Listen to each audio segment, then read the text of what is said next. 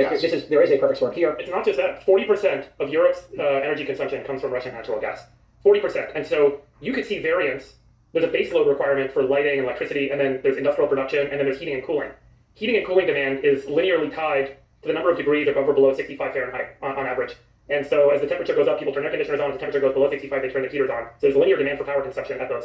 So number one is you could you either cut base load, which is lighting and basic kind of operations. Number two is cut industrial production, which is already happening. A lot of fertilizer plants are shutting down in the country. They're dependent on natural in the continent. They're dependent on natural gas. And number three is heating and cooling, and that really ends up being kind of a market-driven function, which is how pricey is this stuff, because there's limited supply. So you could in a normal year see fluctuations around 5, 10, 15%, maybe, with good kind of action and behavior. 40% of energy being cut is a massive, massive problem. There will be significant price declines for the kind of variable demand in heating and cooling and so on, but for the price to go up by 6x, 7x, 8x, 10x, 15x over normal prices for someone is unbearable by